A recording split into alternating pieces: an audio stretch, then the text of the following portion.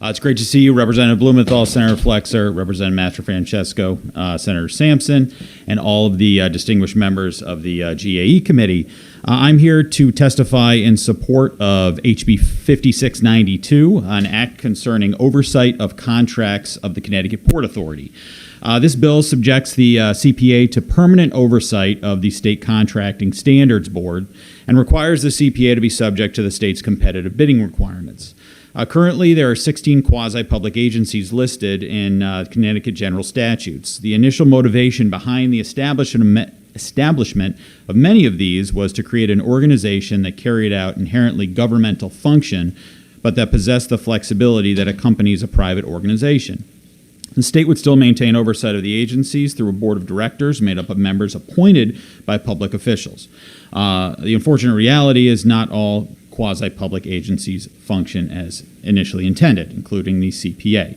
The Connecticut Port Authority has been plagued with problems from the outset. Accusations of nepotism, government resources wasted on frivolous expenditures, infighting among board of directors, ballooning project costs, including at State Pier, which was supposed to be $93 million, is now $255 million, with $178 million of that paid for by taxpayers. And even an investigation of federal criminal authorities. Fortunately, the legislature recognized this back in 2021 with the passage of a bill that temporarily subjected the CPA to authority of the state contracting standards boards in the hope that it would get its act together by 2026. But this bill expands the cleanup of the CPA in two ways. First, it takes the important necessary step of subjecting the CPA to competitive bidding, and second, it eliminates the sunset provision created by the legislation passed back in June of 2021 and permanently subjects the CPA to oversight by the State Contracting Standards Board. The legislature only considered granting the CPA the autonomy over contracts that is possessed by other quasi-public agencies when it can demonstrate that it is no longer in need of an elevated level of state oversight.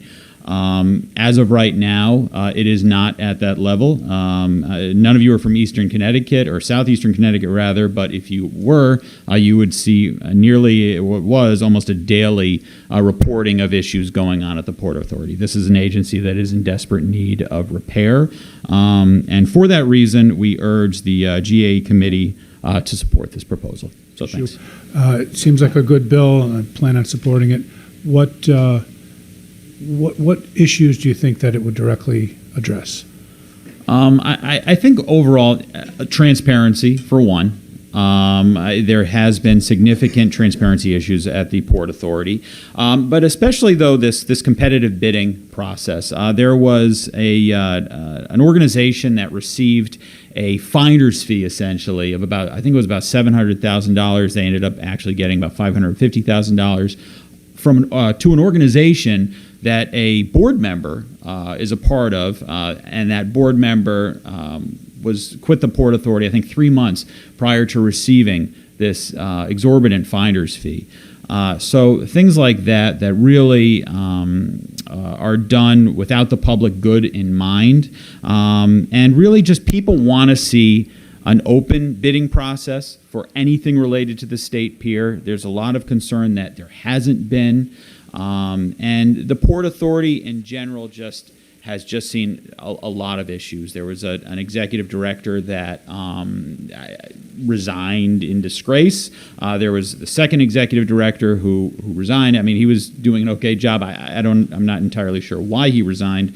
And now there's an interim executive director.